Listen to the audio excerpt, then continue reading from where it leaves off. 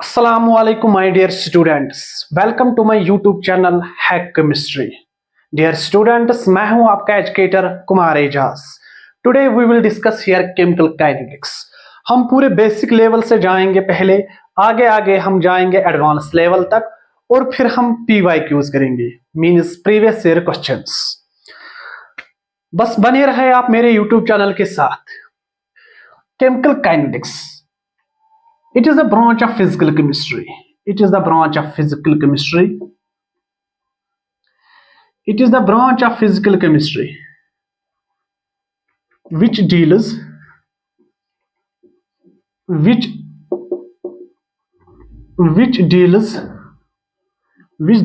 with number one.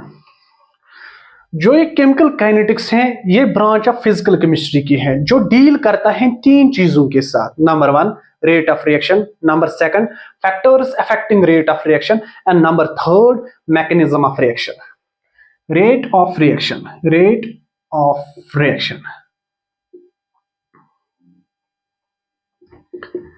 Number second, factors affecting rate of reaction. Factors affecting rate of reaction.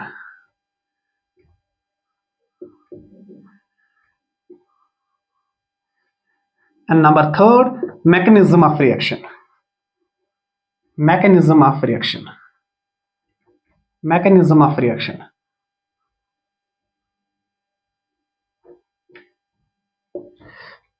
मैंने क्या बोला? जो ये केमिकल काइनेटिक्स है, ये ब्रांच ऑफ फिजिकल केमिस्ट्री की है, जो डील करता है तीन चीजों के साथ. Number one, rate of reaction. Number second, factors affecting rate of reaction. And number third, mechanism of reaction. अब हम पढ़ेंगे रेट ऑफ रिएक्शन को पहले. Rate of reaction.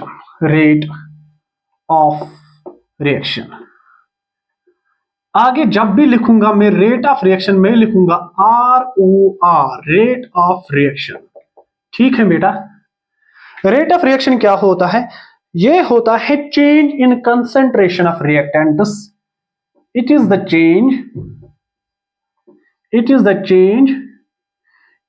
Change in concentration of reactants और products with respect to time. With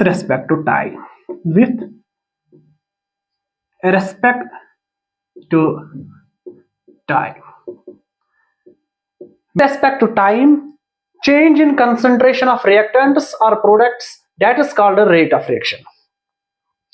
time के साथ साथ कितनी चेंज हो रही है कंसंट्रेशन ऑफ रिएक्टेंट्स और प्रोडक्ट्स, उसी को हम बोलते हैं रेट ऑफ रिएक्शन. टाइम के साथ साथ विथ रेस्पेक्ट टू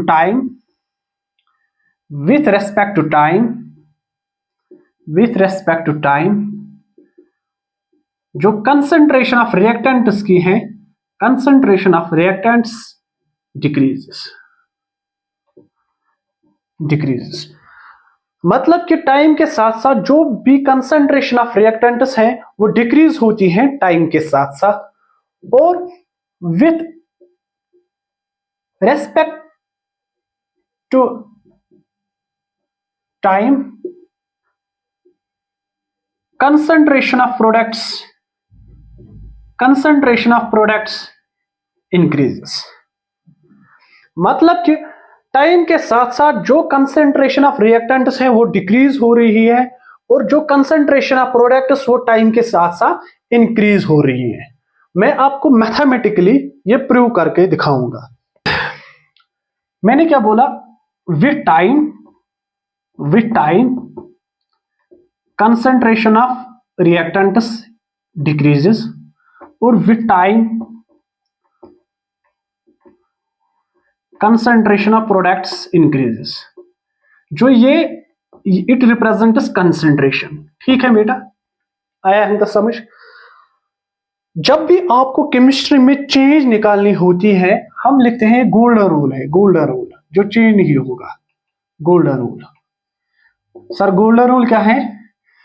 किसी भी चेंज की अगर हमें कोई भी चेंज निकालनी होगी वो इक्वल होता है final value minus initial value, minus initial value. ठीक, फॉर एग्जाम्पल मैंने एक रिएक्शन लिया, R is my reactant, it gives my product P।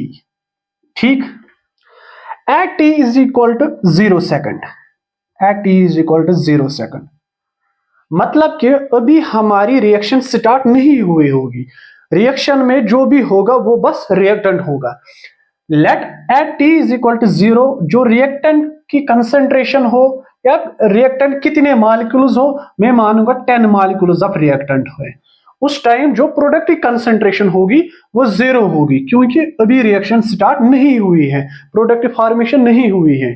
That means this 10 is the initial concentration of my reactant. ठीक, at T is equal to 10 seconds, for example 10 second के बाद मैंने reaction को investigate किया, मैंने देखा product formation हुई है, मैंने देखा for example 4 molecules of product form हो गए, और जो रिएक्टेंट्स है वो कितने रह गए हैं, 10 minus 4, that is equal to 6। अब लिखना है मुझे चेंज, मैं लिखूंगा दिस मीन्स चेंज, ये रिप्रेजेंट करता है चेंज काइनेटिक्स में, ये रिप्रेजेंट करता है कंसंट्रेशन। ठीक, और जो भी अंदर हम लिखेंगे, फॉर एग्जांपल मैं लिखूंगा R, it represent change in concentration of reactants. ठीक है, क्या रिप्रेजेंट करता है, change in concentration of reactants. Final concentration means final value means final concentration, final concentration of reactant, हम किसकी बात कर रहे हैं यहां पर, रिएक्टेंट की। रिएक्टेंट की फाइनल कंसंट्रेशन कितनी थी, 6, जब मैंने रिएक्शन इन्वेस्टिगेट किया, मैं लिखूंगा 6 माइनस इनिशियल वैल्यू कितना था, 10, that is equal to minus 4।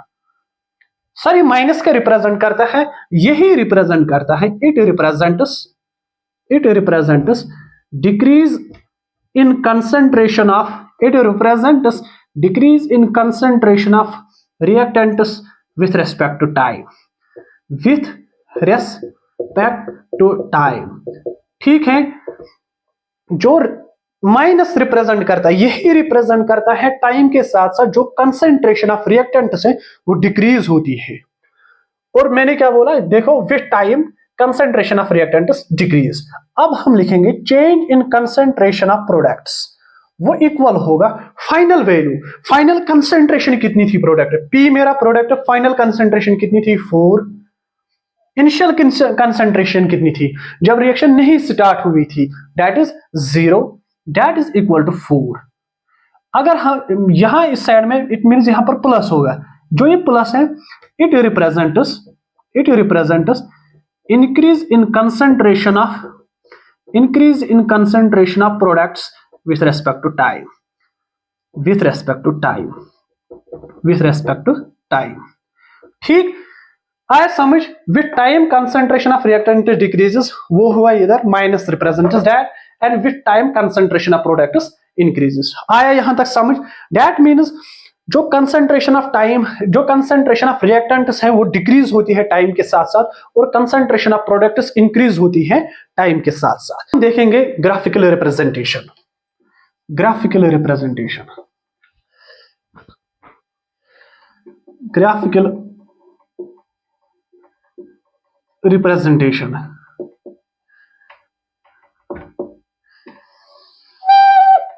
ठीक, टाइम के साथ साथ जो कंसंट्रेशन ऑफ रिएक्टेंट्स है वो क्या डिक्रीज हो रही है। मैं एक्स एक्सिस और वाई एक्सिस लूंगा, ये है एक्स एक्सिस, यहां मैं लूंगा टाइम, एक्स एक्सिस पे लूंगा टाइम और वाई एक्सिस पे लूंगा मैं कंसंट्रेशन ऑफ रिएक्टेंट्स, पहले मैं रिएक्टेंट्स लूंगा। ठीक, यहां पर क्या होगा, t is equal to 0 second, जब t is equal to 0 second होगी उस टाइम जो कंसंट्रेशन ऑफ रिएक्टेंट्स होगी वो मैक्सिमम होगी। क्या होगी, मैक्सिमम, क्योंकि उस टाइम रिएक्शन अभी स्टार्ट नहीं हुई होगी। और जब विद टाइम के साथ साथ जो कंसंट्रेशन ऑफ रिएक्टेंट्स वो क्या हो रही है, डिक्रीज। हमने दिखाया डिक्रीज, फिर हम लास्ट में दिखाते हैं कांस्टेंट, यहां हम दिखाते हैं कांस्टेंट। मैं अभी बोलूंगा एक स्ट्रेट लाइन क्यों दिखाते हैं, अभी बोलूंगा मैं। और यहां हम लेंगे टाइम और यहां लेंगे हम concentration of products, concentration of products. देखो बेटा, मैंने बोला अभी जब रिएक्शन स्टार्ट नहीं हुई होगी, means T is equal to 0 second, उस टाइम जो कंसंट्रेशन ऑफ प्रोडक्ट्स वो कितनी थी, 0। और टाइम के साथ साथ जो कंसंट्रेशन ऑफ प्रोडक्ट्स वो क्या हो रही है, इंक्रीज। हम लेंगे ऐसे ऐसे 0 0 इंक्रीज इंक्रीज इंक्रीज इंक्रीज, फिर हम लेंगे स्ट्रेट लाइन। यहां लेंगे हम एक स्ट्रेट लाइन।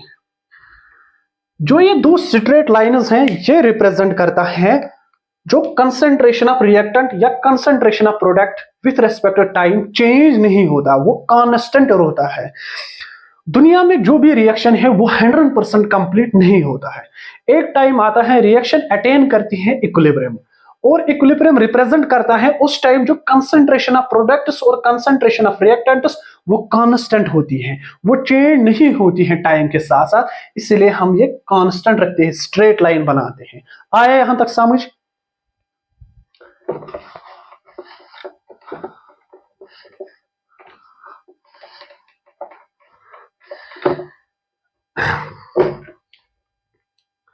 अगर आप अपने डेफिनेशन में डालोगे जो मैंने रेट ऑफ रिएक्शन की लिखाई, आप पेजेस टर्न कर देखो, मैंने लिखा अब हमें पढ़ना है rate, units of rate of reaction, units of rate of reaction, units of rate of reaction. आप अपने पेजेस को टर्न करके देखो, वहां पर मैंने दो टर्म्स लिखे, एक मैंने लिखा कंसंट्रेशन और सेकंड मैंने लिखा टाइम। बस उन्हीं दो को यूनिट्स होते हैं। देखो कंसंट्रेशन और फिर क्या मैंने लिखा, with respect to time, with respect to means divide कर लो, divide by time. Rate of reaction is equal to concentration divide by time. जो एक कंसंट्रेशन है ये हम जनरली एक्सप्रेस करते हैं मोल लीटर इनवर्स से, मोल लीटर इनवर्स, और जो टाइम है उसका ऐसा यूनिट है second, that is equal to mole litre inverse second inverse. ठीक, अगर हमारे रिएक्शन में जो रिएक्टेंट्स और प्रोडक्ट्स हैं वो गैसोस फॉर्म में हुए, उस टाइम रेट ऑफ रिएक्शन हम लिखते हैं, रेट ऑफ रिएक्शन हम लिखते हैं पार्शियल प्रेशर। कंसंट्रेशन को हम एक्सप्रेस करते हैं पार्शियल प्रेशर में डिवाइड बाय टाइम, और जो पार्शियल प्रेशर है वो इक्वल होता है, जो उसका यूनिट होता है वो होता है एटीएम, डिवाइड बाय टाइम का होता है second, that is ATM second inverse. ठीक, आया यहां तक समझ? अब हम पढ़ेंगे जो रेट ऑफ रिएक्शन हम मैथमेटिकली कैसे उसको एक्सप्रेस करेंगे। फॉर एग्जांपल मैं एक एग्जांपल लूंगा, 2a + 3b गिव्स 4c। ठीक, अब हमें एक्सप्रेस करना है rate of reaction in terms of a, in terms of b, in terms of c। a and b मेरा रिएक्टेंट है and c is my product. Rate of reaction ROR, rate of reaction is equal to delta of A divide by delta T। ये represent करता है change in concentration of A, A क्या है, reactant, with respect to time. ठीक बेटा, आया यहां तक समझ? यह रिप्रेजेंट करता है change in concentration of A with respect to time. ठीक, और रेट ऑफ रिएक्शन जब हम एक्सप्रेस करते हैं इन टर्म्स ऑफ रिएक्टेंट्स और प्रोडक्ट्स, जो भी ये 2 3 4 इनको हम बोलते हैं स्टेशोमेट्रिक कोएफिशिएंट्स। जब भी हमें रेट ऑफ रिएक्शन लिखनी होती है हम इन स्टेशोमेट्रिक कोएफिशिएंट्स को रेसिप्रोकल करते हैं, चाहे वो रिएक्टेंट साइड में हो या प्रोडक्ट साइड में है। बस हम लिखेंगे 1/2 किया मैंने रेसिप्रोकल, फिर लिखेंगे हम यहां माइनस। सर ये माइनस क्यों लिखा आपने? हाँ ये मुझे समझ आया, it is change in concentration of A with respect to time, और 2 को हम बोलते हैं स्टेशोमेट्रिक कोएफिशिएंट्स, हमने इसको रेसिप्रोकल किया। ये माइनस क्यों लिखा? जो रेट ऑफ रिएक्शन है ना ये ऑलवेज पॉजिटिव होती है, इज ऑलवेज पॉजिटिव। ठीक, रेट कभी नेगेटिव नहीं होगी। ठीक, रेट मीन स्पीड, स्पीड कभी नेगेटिव होगी नहीं, स्पीड इज ऑलवेज पॉजिटिव, और rate of reaction is always positive. देखो बेटा, मैंने ये माइनस यहां लिखा मैंने। ठीक, मैंने अभी बोला change in concentration of reactants, time के साथ साथ जो कंसंट्रेशन ऑफ रिएक्टेंट्स है वो डिक्रीज होती है।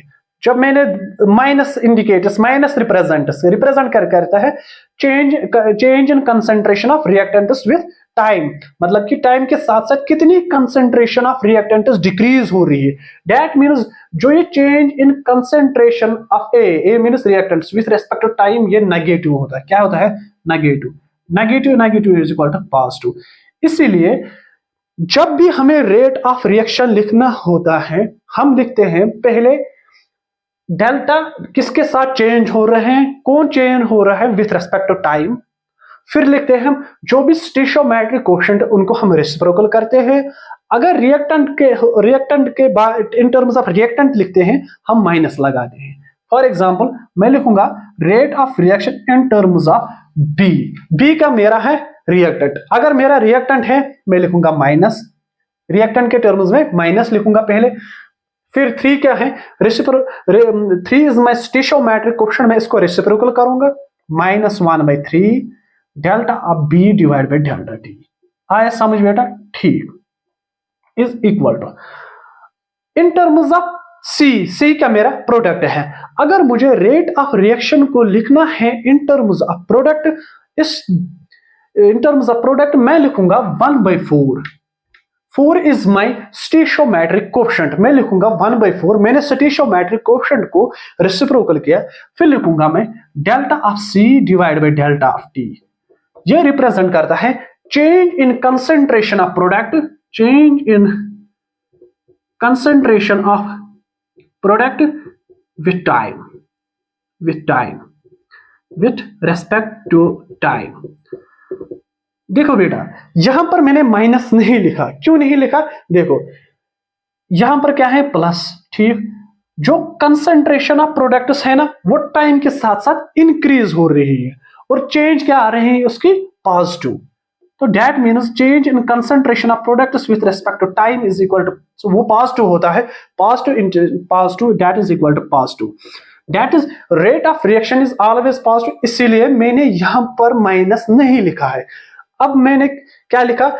जब भी आपको रेट ऑफ रिएक्शन लिखना होगा इन टर्म्स ऑफ मैथमेटिकल, तो मैं क्या लिखूंगा? जब भी फॉर एग्जांपल ऊपर हमें कोई रिएक्शन दी होगी, हमें लिखना है rate of reaction in terms of reactants and products. मैं क्या लिखूंगा? इन टर्म्स ऑफ रिएक्टेंट्स मैं पहले माइनस लिखूंगा, फिर जो भी स्टोइचोमेट्रिक कोएफिशिएंट्स हैं उनको रेसिप्रोकल करूंगा मैं, और बाद में लिखूंगा मैं change with respect to time.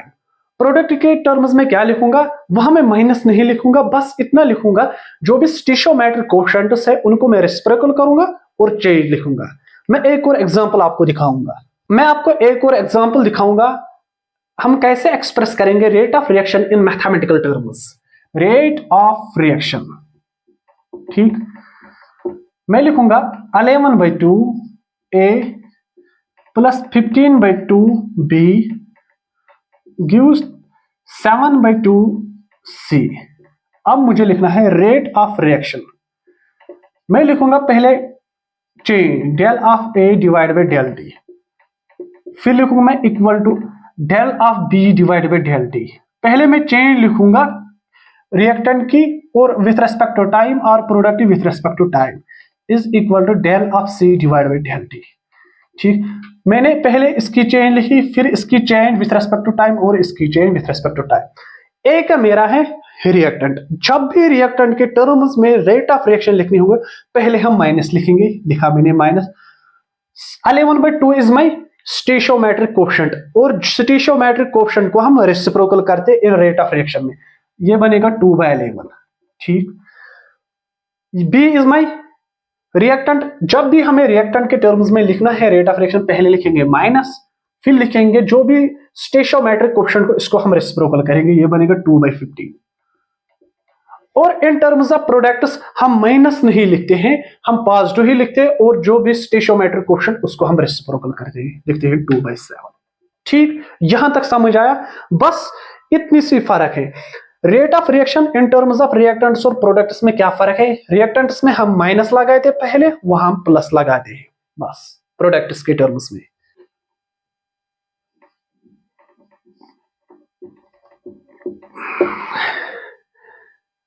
Let 2a gives my 3b. This is reactant and this is product.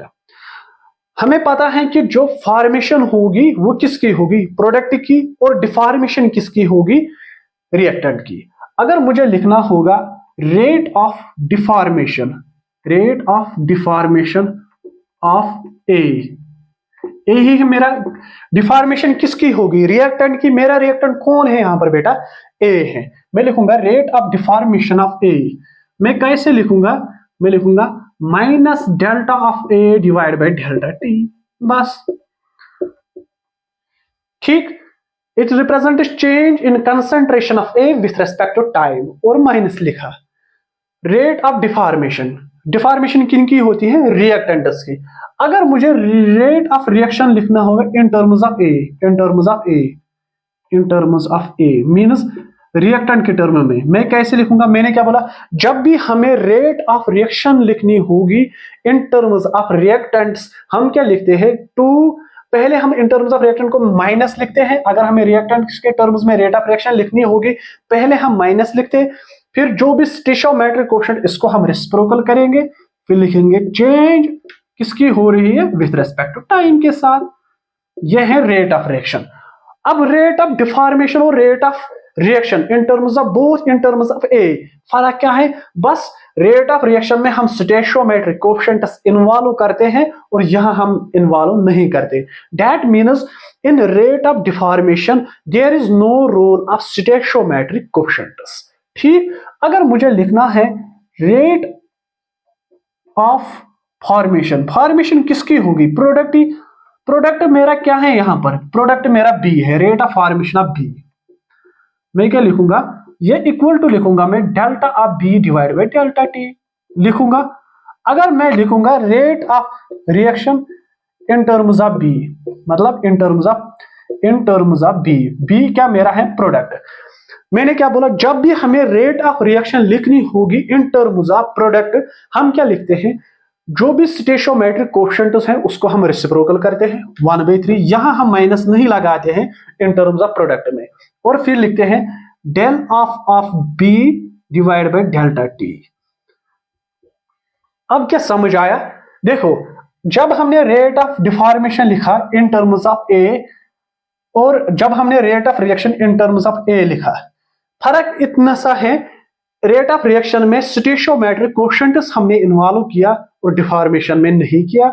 वही सेम कंडीशन यहां भी, जब भी हमने rate of reaction in terms of B लिखा, मतलब कि इन टर्म्स ऑफ प्रोडक्ट लिखा, हमने स्टेशियोमेट्रिक कोएफिशिएंट्स इन्वॉल्व किया। जब फॉर्मेशन लिखी प्रोडक्ट की, वहां हमने स्टेशियोमेट्रिक कोएफिशिएंट्स नहीं लिखा। दैट मींस जब भी हम रेट ऑफ फॉर्मेशन और रेट ऑफ डिफॉर्मेशन लिखेंगे, there is no role of stoichiometric coefficients. मैं आपको एक एग्जांपल दूंगा, वो आपके लिए होमवर्क होगा। Reaction is, for example 9/2 A gives 21/4 B। Find, इसके लिए आप लिखो rate of reaction in terms of reactants और प्रोडक्ट्स में भी, और रेट ऑफ फॉर्मेशन और रेट ऑफ डिफॉर्मेशन। हम पूरे बेसिक लेवल से जाएंगे तो एडवांस लेवल तक। बस बने रहो आप मेरे YouTube चैनल के साथ, हैक केमिस्ट्री के साथ। सब्सक्राइब माय YouTube चैनल और लाइक शेयर सब्सक्राइब करो my YouTube channel. Thank you very much.